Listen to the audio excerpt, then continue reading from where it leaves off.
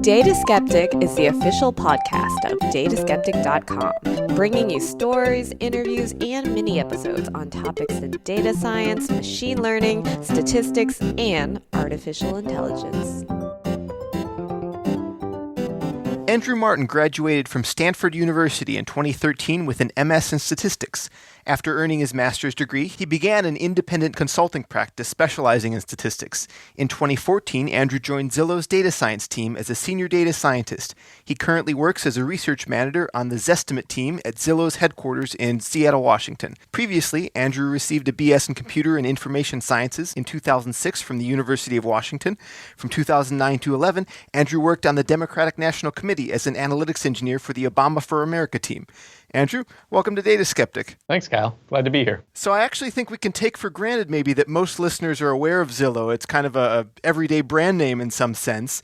I thought perhaps what would be interesting to kick off our conversation would be to see if you could share any high-level statistics about Zillow. You know, the number of properties you see added per day, the percentage of coverage you guys have, whatever sort of general information can help paint the picture of what the company's accomplished. It might even be worth introducing Zillow. One thing I learned actually being out on the conference circuit this summer is that we're very well known inside the United States, but for folks in your audience who might not be U.S. residents, it might be helpful to know that Zillow is the largest real estate search website in the United States. In fact, we have about 166 million unique monthly visitors as of Q1.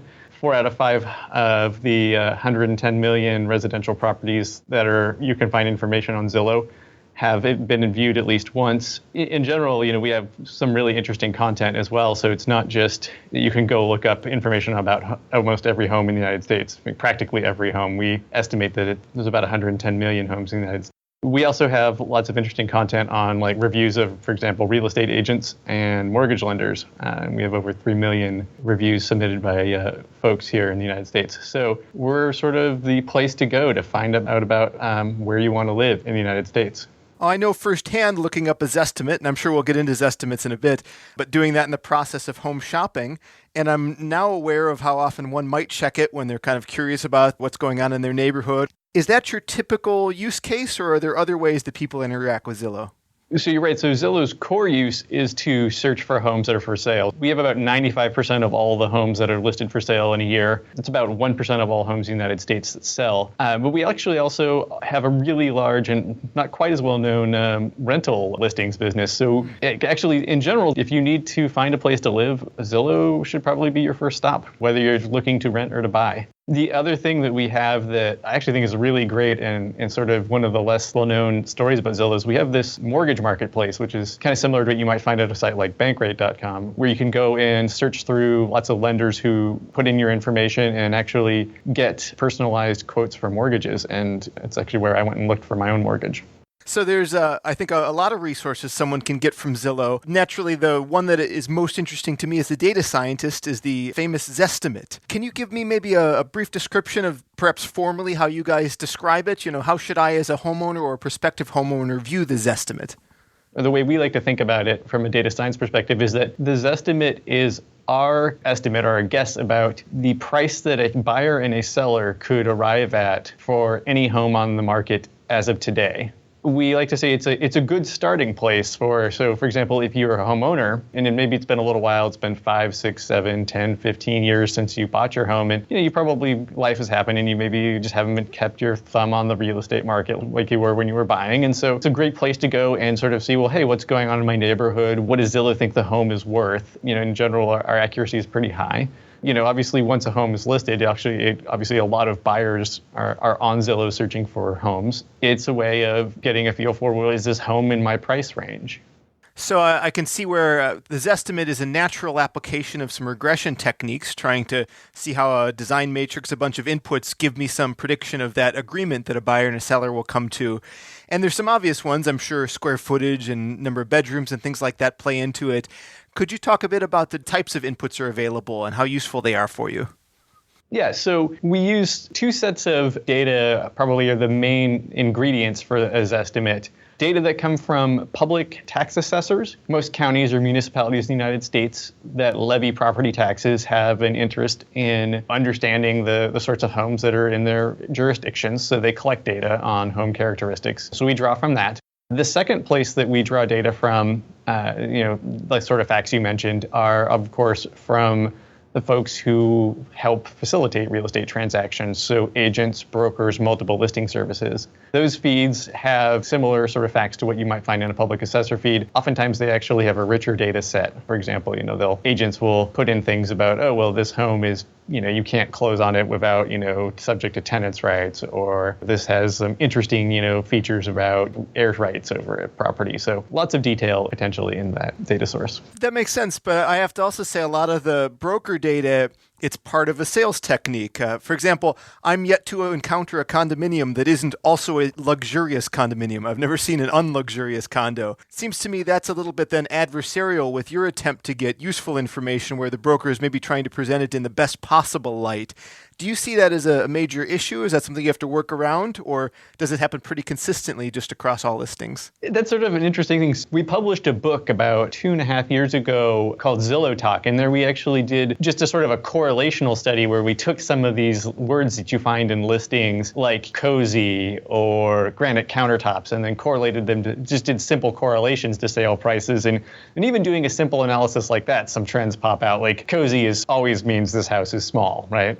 And just like you said, every apartment is a luxury apartment and that sort of stuff. It turns out that agents are surprisingly consistent in the way they describe properties. So we don't really think that it's too difficult to sort of model around the sort of language usage. And like I said, it makes for some interesting sound bites sometimes because everyone sort of knows that reading real estate listings is sort of like reading the back of a wine bottle. That's a good analogy. You know that when something has hints of dark berries or something, you have no idea what you're actually getting in the bottle, right?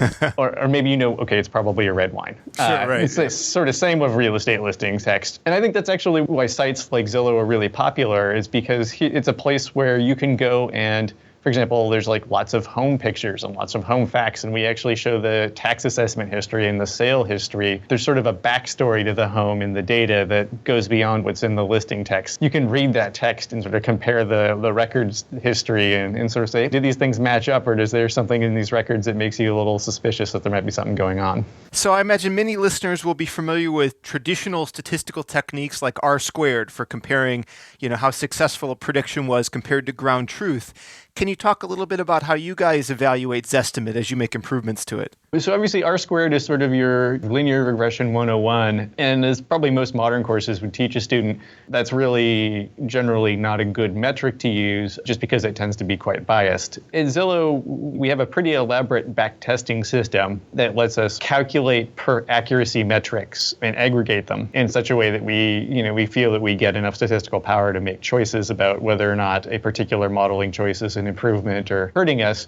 Our favored metrics are a little bit different than you'll find in sort of a lot of classical regression problems where they might use root mean squared error, for example, as the regression accuracy benchmark. We used percent error. So our metric that we publish is called median absolute percent error, MAPE. We also internally will look at average absolute percent error. Why percentage errors? Things that are financial, lots of financial series, so stock prices, obviously home prices, generally financial stock things where you're measuring like GDP, they sort of most naturally, there's sort of a multiplicative generating process behind them. They tend to gain or lose value in a percentage basis instead of by simple addition or subtraction. So you find that these statistics are distributed log normally, which is to say that they've got a nasty little skew in them. So you really want to be using an accuracy metric that's a relative accuracy metric. There are other metrics we could have chosen. We find that communicating our accuracy it's easiest to communicate it with a percentage error metric. And then again, because as I mentioned, the distribution's got this pretty big skew in it because there are a lot of homes that are valued at about $200,000, and then there's a very handful of homes that are $2 million, and whenever Bill Gates' home eventually sells, it'll be like 200 million. So if you used a simple average there, right, you wouldn't really be getting the central tendency. So we use median absolute percent error. And again, the absolute error, because as far as we can tell, it doesn't really matter if you're 5% under or 5% over. We think what matters for folks is how close do you get to the sale price, whether you're under or over. Yeah, that's sort of an elegant way of not worrying about the fact that $5,000 difference means a lot more if you're under 200 versus the 2 million range. Exactly. When you've got a $2 million home, $5,000, they probably don't even negotiate it and right. The price in increments like that. course, this could be a design choice of yours, but one in theory could adjust kind of the bias of the model, and probably you want to get it to the point, again, knowing that we're working with medians, that half the people are seeing a number that's maybe above their actual home's value, half are below, just because if you're going to give one value and it's in the exact center, I can see where that presents some challenges to certain users and how they understand and interpret Zestimate. Can you tell me a little bit about the process of communicating its meaning to people? Right, and I'd say that's a process that has been surprising over the years. So just to step back and address something you sort of hinted at, which is we do actually aim for zero bias with this estimate, which is to say that half of the predictions will be above, half will be below. We're very public with those metrics. We have Zillow.com/Zestimate. You can actually go look at the accuracy, and we publish biases by region. And if you go and look at the sort of Zillow prize log error distribution, you'll see that 0 is the most likely error. So that said, when communicating this, the ranges of uncertainty are very difficult to communicate. And it turns out sort of the classic way statisticians might go about communicating things by providing uncertainty bands or confidence intervals. It turns out to be probably not the best way to communicate that. We're still going through a lot of UX design work trying to figure out what might be a better way. It's quite interesting. You present sort of a classic confidence interval with the center and then the upper and the lower, or you can actually present like a textual description of it, and you'll find that people react very differently to one versus the other. And so how interesting. Yeah, the light bulb really seems to go off more when we actually present it in text. So at least in some of our tests that we've done with folks where we get them into our UX lab. So it's identical information just presented in two different ways, and the users are interpreting it differently? Yeah, we're not the only folks who found this. There's lots of human-computer interaction and sort of data visualization research that'll show that you can present the same information in 3-5 different ways, and yet people will totally come up with 5 different stories sometimes about what they're seeing. It turns out that the way a data scientist or like I said, a statistician might be trained to present this information is perhaps not the one that's the most natural way for non-specialists. Yeah, weather forecasters actually have this problem all the time, right? Like they get in trouble all the time for not doing a good job or trying to find better ways to communicate their uncertainty about their forecasts. Yeah, that's a good analogy. So you were saying that people who saw the textual description had a better understanding of it. Can you quantify that a little bit? In what way did they better comprehend, or how was it measured? Obviously, this wasn't a super quantitative A/B test environment. This was a UX lab where we had folks sort of doing think aloud. We actually showed different variants of sort of how to present this estimate, and one had sort of a traditional confidence range. The other one literally had a bullet sort of under this estimate saying, and we think this estimate will lie between this value and this other value. We asked people sort of which of these presentations do you prefer, and time and again people say, I don't like that interval, and then they'll be like, oh, but we really like this bullet point. Just like, but it's the same information.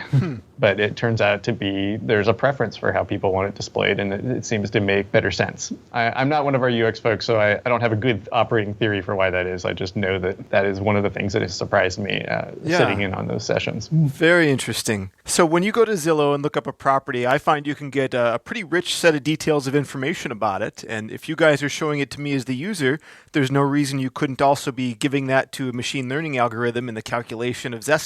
But of course, certain features are easier to use.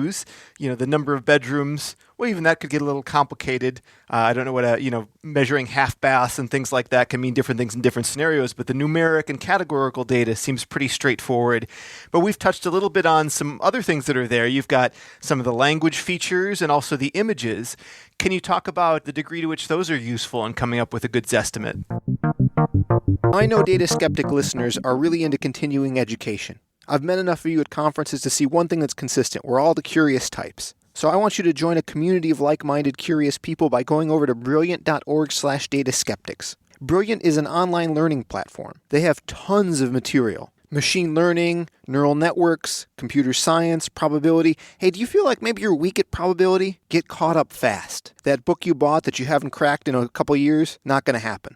Go to brilliant.org, see how much you can learn in 15 minutes. The time will fly by because it's a lot of fun. The instruction is very clear. It's easy, bite-sized learning and knowledge. Brilliant.org is an excellent way to exercise your mind. I go do some of the puzzle-type things for fun, and then when I want to get serious, I go into one of the courses that I'm working on, and I pick up where I left off, and I just do, a few sections and quizzes a night maybe. The material is super clear. I know you're going to like it because I do. Head over to brilliant.org/dataskeptics.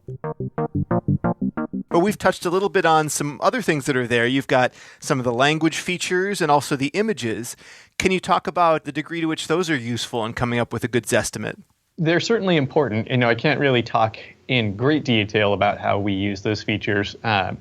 We obviously do pursue both of those sources of data. I wouldn't also overstate the complexity sometimes of dealing with the tabular data. Mm-hmm. It's easy to deal with if you are just looking at one part of the country with one multiple listing service and one public records provider there. The worse that you have maybe two different ways of measuring the number of bedrooms. Real estate agents are sort of notorious for non-conforming bedrooms, and yet, everybody seems to count bathrooms a little bit differently. But then, of course, we have 3,000, well, actually more like 3,200 counties in the United States with different assessors, and then 800 multiple listing services. Well, 600 that Zillow gets feeds from, and probably another couple hundred that we'd like to get feeds from. All of them, nobody really has a standard. So actually getting all that normalized into one schema is, even with tabular data, is not tricky, and fill rates vary dramatically from place to place. Some places have lots of detailed information about everything you could think of. Other places, they won't even give you the number of beds, baths, or finished square feet of a property. They'll just be like, oh, there's this lot, and it's 3,250 feet. Go for it. Figure it out. With image data, we definitely have some interesting blog posts on the Zillow Data Science blog about some of our efforts around there and to extract features. And that's certainly an interesting area of challenge and area of research in general around how to get signal out of image data. And then for us, one of the more interesting challenges, once you have sort of a way of extracting signal out of image data, then you need to combine it with all the tabular data and find models that can handle image features and tabular features together, or find ways of modeling them together. So lots of interesting work on that area, and shameless plug, we're absolutely looking for folks who have skill with deep neural network models and who have an interest in images and text. So if any listeners were interested in seeing what opportunities might be available, where's the best place for them to get some more information? Yeah, Zillow.com/careers has all of our postings across Zillow, Trulia, StreetEasy. Go search into data science and analytics. Cool. I'll be sure to have a link in the show notes as well for anyone who wants to check that out. You had touched on one particularly interesting challenge in your space. You're organizing with so many different sources of data. And actually, I want to talk about sort of the infrastructure of that in a moment. But from the modeling side, as you pointed out, maybe some data sources have really good, rich data governance and great, well-labeled fields and lots of details, and some other source could be pretty sparse. Can you talk about some of the ways you approach balancing that challenge, that your data is very heterogeneous in nature? Right. Well, square one is getting everything in the sort of the same schema. So we have what Zillow refers to as the living database of all homes, which is our internal database about the state of the built residential housing space in the United States. So that's sort of step one, is to take all these feeds with their different data governance and their different definitions and try to the best of our ability, and with a mighty amount of business rules and machine learning models, and really, it's its own modeling challenge and machine learning challenge in its own right, really, to fuse all of these different data sets into sort of one ground truth about the state of the world. A particular thing that gives a really great example of this is the tax valuation that actually the assessors are assigning to homes. That's one piece of variable. You can think of it as each municipality that's coming up with a property tax actually needs to sort of take at least some rough shot at the home's value as well. So they're, in some sense, we're in kind of similar businesses when it comes to predicting home prices. But the skill and the resources allocated to different county assessors or town assessors varies quite a bit over the country. And the way they deliver data, are they delivering the market value? Are they delivering their assessed value, which for some legal reason might be slightly different? For example, you have a senior exemption, or you're maybe a veteran's exemption. Sometimes folks just deliver us the actual tax that they're charging, not the home value. And so sort of being able to recognize, okay, what's going on with this particular stream of records, and then normalizing that so that we're roughly on the same level of measurement is a pretty big challenge. And as I hinted, is actually not just a simple ETL job, but is actually also a modeling challenge on top of it. It seems like there's a lot of ETL work, and that can be pretty complicated to keep track of, especially with different sources from different places on maybe even different publication schedules. Can you talk broadly about how you guys organize that and keep it traceable and that sort of thing? I will admit that I'm not sure I have command of the full scope of our data pipeline. What I can say, and this is actually related to our recent announcement of moving the Zestimate modeling process and data fusion process into the cloud is that we take what amounts to about 2 terabytes of raw data every night. We normalize them into the schema via Spark jobs and a lot of Spark SQL work. We pump through the various stages of modeling until we retrain and rescore Zestimates on roughly 100 million homes every day. And so for us, it's actually been really great and quite powerful to move to the cloud and to move to using something like Apache Spark. So I'm curious about the move to the cloud. What were some of the impetuses to do that? It's the story that generally, is sort of told about the cloud, especially when you move to the cloud and adopt a technology like Spark or some other distributed computational backend. It lets you separate out the storage for your data from the compute, and lets you scale the computing power that you bring to bear on any problem, more or less with the size of your budget and a willingness to get complicated. And so for us, that let us considerably enhance the computing power and the data processing volume that we can put against the Zestimate. So practically speaking, one thing that this led to with the Zestimate was actually we were able to increase the size of our nightly training set sizes quite substantially. Some places, we're talking 2 to 3 times more records going into the training data set. And obviously, as you're able to scale the data up, you're likely going to get more accuracy out of it. Yeah, absolutely. I think we've seen a lot of results where better algorithms aren't always the key. Sometimes it's better or just more data. But specifically in your application, it's interesting because, houses that sold in the 70s probably have not that much informative to say about transactions that'll occur today. Houses don't sell so often. So there's something clever to be done with the recency of a sale. And I'm sure some of those techniques are, part of your secret sauce. But can you talk a little bit about the degree to which recency impacts the way you calculate the estimate? Yeah, certainly most of that, the detail here is secret sauce. But in general, we certainly probably aren't using too many sales from 1970 directly. Sales data is important, and sometimes we're willing to go quite far back, especially because, and this is actually something that's all over sort of the literature about building home price indices. So similar to the Zillow Home Price Index, and there's a lot of other methodologies that various folks have come up with over the years. One of the things that is a bias that folks have been trying to figure out how to deal with is the fact that sometimes the nicest homes, or the ones that are really, just people really like living in because they're functional, don't sell all that often because they don't want to be sold. Instead, they'll pass through the family. So sometimes you need to go back pretty far for a home to make sure that you get a less biased sample. All that said, for the most part, people's intuition about how the housing market works is correct, which is to say that you want to be mostly looking at recent transactions. They have the most to say about what's valued right now and what's going on. As you go back further in time, right, the relationships become harder to suss out. Maybe your neighborhood recently got a new, subway station, or, some adjacent neighborhood has a new, really nice park. Or got investment. So suddenly, you have these confounding problems between, well, is it the location that got better, or is it just that there was some sort of time trend increasing prices? The home price problem, while it's a classic regression problem, is a spatial and temporal problem, because prices are both a function of where you are, the first rule of real estate, which is location, location, location. And obviously they're also a function of when you are, because sales in 1970, pre-inflation running away on us. Yeah, pre-2008 almost to some degree. Yeah, pre-2008, right? In some places, just they're just not comparable anymore. Yeah. In one hand, it's a classic problem, but certainly figuring out exactly which data points to bring in because they'll have signal, they'll have something to add, is a complicated bit of our business. Yeah, I think that makes it a really exciting problem, which is one of the reasons I was really interested to hear you guys are launching this new prize. Can you talk a little bit about the details there? Zillow Prize is our partnership with Kaggle to open up what we think is a really exciting problem. I think lots of folks are in their day-to-day lives may have bought or sold a home and think they have some insight, even if they haven't, an insight into what makes a place a desirable place to live. We've always wanted to run one of these competitions since we saw Netflix do it.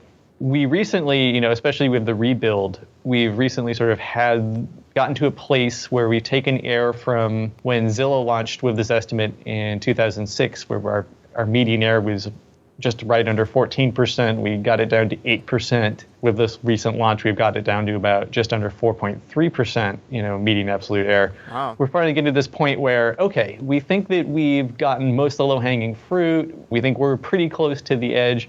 And there's really only one way to find out the answers to those questions, which is you've got to go open it up to a big competition. Let as many people as possible to go have at trying to make the model better. That was really the story behind Zillow Prize, is to just, we had the data scientist, we reached the maturity algorithm where we were really curious to see what can we do to make it better? Can we do much to make it better? We had this really big backlog of things to try. It probably would take us 5 years to go through the ideas we already have, and we'll almost certainly end up having more ideas. We're also hoping that we can actually, the community here can, the folks who are already signed up and participating in Zillow Prize will help us go through and try some of these ideas out and figure out what might work and what might not work, and give us a better sense for how to pursue improvements to the algorithm. Absolutely. Where's the best place for people to learn about how they can get started participating? I think the right place for folks to go is to just go to www.kaggle.com/competitions, because we're right at the top of that page. Excellent. Yeah, so there's still a good time to get started, even if people haven't participated yet. They've got through October 15th, so if you want to really dedicate your September, you could make a big impact here, potentially. Yeah, no, and I think that, it's this prize has over $1 million of prize money attached to it. And even in the first round, the first place is $25,000. There's a really big payoff if you and your teammates can make us better. So I'm really impressed with the idea you'd shared. I wouldn't have thought of starting the competition as a result of kind of coming towards maybe the upper echelons of where one might estimate it. Getting it down to sort of a 4.3 median absolute error is pretty accurate. Somewhere within there, certainly we can say the exact price is unpredictable. For example, for me, something that was important was, is there a place I could set up my home recording studio? That is an uncommon thing for a consumer to want. And in fact, it's not something that's easy to measure from any detail you have available. But it did definitely influence the way I purchased my home. So maybe I valued that, I don't know, a few $100s or something more. You could never observe that about me. So there's a limit to the precision you guys can get to. Do you think that the secrets to taking it to the maximum are found in the data you have, or will some of the contest participants maybe be looking at outside data that could inform their predictions? Yeah, we definitely think that one of the largest areas of untapped future accuracy gains is going to lie in data that we don't incorporate. And that's actually why in Zillow Prize we actually have a 2-round contest. So in this first round, you're not allowed to bring in external data for various reasons. But the second round, it's a free-for-all. You're allowed to bring in pretty much whatever you have the right to bring in data-wise and try out and see if it makes your home price predictions better. And we're definitely really hoping to be surprised by what works in there, because we only have so many data scientists and so many hours in the day, and there's frankly we can think of a ton of potentially important data to try, and we will never get around to doing all of it. So this is a really great way for us to leverage a big community of folks to help us search the space of data that's not yet tapped and try to find stuff with signal. So far, have you seen most participants being people with strong machine learning skills, or perhaps is it people who have something novel to bring to the table, like maybe they know urban planning very well and they think they can introduce some new concepts? We don't know for sure. From what I've seen looking at various participant bios, I'd say it's a surprisingly diverse field. We've got folks who are high school students in Europe who are participating. We also have folks who are veteran Kagglers. One of our top folks is pretty high up over at SAS, and all in between. And actually, given sort of my browsing of the leaderboard, I'd say actually we've done a good job of drawing in new folks to the Kaggle community and to this competition. So in some ways, it's hard to say exactly who is showing up. But I think that's kind of what we want, though. We really want there to be a diversity of folks. And ideally, these like I said, these urban planners and these machine learning experts, they sort of find each other on the forums, browsing each other's kernels, and sort of come to realize that they have different strengths and insights, and that together they'll be better and they'll form a stronger team. On one hand, I could see where some bright new person could come in, contribute a new idea, and as a result, perhaps win the competition or even second prize, and find some new thing that could actually innovate and help you guys take Zestimate on its next step. On the other hand, you guys have been working on this a long time. Someone coming to it new maybe doesn't have the advantage of all the learnings and the failures that you've learned from and stuff like that in the past. What's your expectation for the results? Is it going to be something where you think there'll be major innovation coming out of it that can go directly into Zestimate? One thing that's sort of famous from the Netflix prize is that they didn't implement directly the winning model. Right. And similarly, we expect that we won't be implementing the whatever wins here or whatever the top three things are. Instead, we actually are going to be talking to the top performers and trying to understand what is it in their models that had a lot of signal. And then we're going to end up probably re-implementing, and we're trying to figure out, well, maybe with this little twist, we can work that into our system. So there's actually going to be a lot of work for data scientists here at Zillow, and it's going to take some dedicated folks on our side to even gain the full benefit of this competition, which is one reason why we had to wait, so that we had the resources to drive our own internal algorithm development and be able to evaluate these solutions. To get back to the question more directly, it seems likely, especially given what we've seen so far in the first round, where the difference between the benchmark and the best leaderboard score is maybe a relative 4 or 5% improvement, that likely the innovations are not going to be coming through startling new estimators, but actually through feature engineering and new data sources. But I say all this, and I could be completely proven wrong tomorrow, right? And that's what's exciting about being involved in this competition, is that maybe somebody is going to crack some new, exciting, deep generative model that just is perfect for real estate. And who knew, right? Will be interesting to see. I'm just curious. We can't see what folks are. We really don't see their code as well, so we have no idea. Whoever's on the top of the leaderboard right now, we don't really know exactly what got them there. Definitely, there's some excitement about trying to find out what folks have done. So as I was alluding to earlier, I was a bit rambling about it, but I was saying that I don't think anyone could ever expect that Zestimate's going to be 100% accurate, that you're going to perfectly predict the future price of every transaction. It's just sort of absurd. The fact that you're within 4% or so median error is actually pretty impressive to begin with. So there's some upper ceiling you're approaching. Does that mean that, there'll come a day when Zestimate is done, or has it evolved a lot with time? I could see where something like maybe as we enter a time of climate change, the having lawns that don't require much water could become a more influential feature. Has there been a real evolution of the way the Zestimate operates in the time you've been looking at it? Yeah, there has been. We try to build models that would be able to adapt to the changing preferences over time. And obviously, being able to build models that are flexible but still powerful is one of the big challenges here. I don't think this estimate's ever going to be done, but I also agree with you that there's probably going to come a time where we just get to the point, we get down to the point of irreducible error or near irreducible error. I don't think we're there yet. We initially thought that point might have been up north of 5%. It sounds reasonable, yeah. Yeah, but it turns out that that's clearly not the case. But yeah, 0% error, no model is going to have 0% error. Is the bottom at 1% or 2%? One thing you sort of alluded to about things changing with time, as the market evolves and things like 2008, 2009 happen, those obviously, sometimes there's these transitory factors that we haven't necessarily fully modeled, or the past data doesn't model that'll certainly affect our error. So I do expect it to also fluctuate with time. As markets become more stable and predictable, then the error will go down. When markets go through a massive period of transition, you can imagine what if the federal government stopped backing mortgages? Yeah, that would certainly that was talked about a few years ago, and I think they've backed off from that. That would tremendously change the dynamics of the housing market. Certainly, we would probably end up in a slightly different place in error, and maybe different things about a home would matter, and there would be different variables to pick up on. I definitely don't expect this estimate to be a closed problem, and home valuation to be closed at all.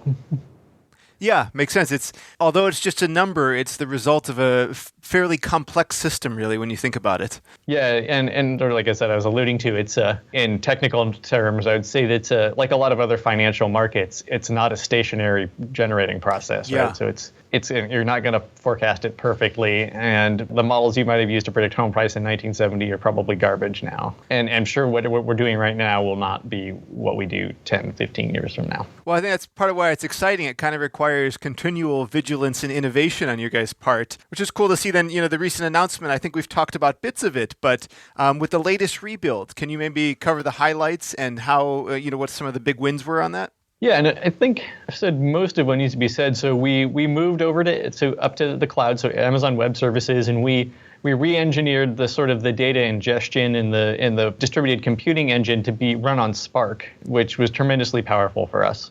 One of the upshots of all of that is that it increased both the size of our training data sets and the complexity of the models we can build And we changed some of our data providers, so we also have a little more coverage with transactions in homes in the United States than we did before. Sort of altogether, this pipeline that let us really, like I said, throw a lot more compute and power at stuff has really translated into tremendous gains in accuracy. Some of the other things we did are actually just sort of engineering best practices, which is just modularizing our code better, more tests, unit test, regression tests, that sort of things, more test coverage in our code. Just in general, sort of increasing our engineering acumen along with our modeling power are some of the big things. Well, Andrew, thank you so much for coming on, sharing all your insights. I'm actually going to be checking my Zestimate a little bit more often, hearing about some of the innovations you guys have recently rolled out, especially interested in the short term to be following the prize. Can you mention again where people can go to get information on that and also your current open positions? To get information on the prize, I would go to kaggle.com/competitions and look for Zillow Prize. We're right at the top of the list. For jobs, that would be zillow.com/careers. And to shamelessly plug the prize a little bit more, I would hope you get involved, Kyle, because it's in Los Angeles for the first round, which is an area you hopefully know somewhat intimately when housing. So I do, yeah. You might have some unfair advantages living in the prize area to take advantage of. Could be indeed, yeah. I'm eager to go check it out. Very excited to see any competition like this because, as you said, the worst thing that can happen here is the participants come up with something very clever and Zestimate gets better, and that helps buyers and sellers alike. If you want to learn more about the Zestimate, the Zillow Data Science blog, which I think is just zillow.com/data-science. And related to the prize, one little more plug, which is I'm actually going to be doing an Ask Me Anything at some point in the first or second week of September. So for folks who are already in the competition who are getting involved and they have questions or just want to sort of learn more about Zillow, that's going to be another potential place to find out more about data science at Zillow and Zillow Prize and the Zestimate. Oh, very cool. Yeah, I definitely recommend the blog. I think, obviously there's concerns on your end about, what's open, what's not. It sounds like that's, the most official place to learn as much with transparency as one can. So people curious about Zillow should definitely be reading your data science blog. And let me know about your AMA. I'll go ahead and tweet it out so people can catch more in real time when it starts. Thanks. Well, Andrew, thanks again for coming on. This is really interesting. Yep, thank you, Kyle. Data Skeptic is a listener-supported program. To support the show, visit dataskeptic.com and click on the membership tab.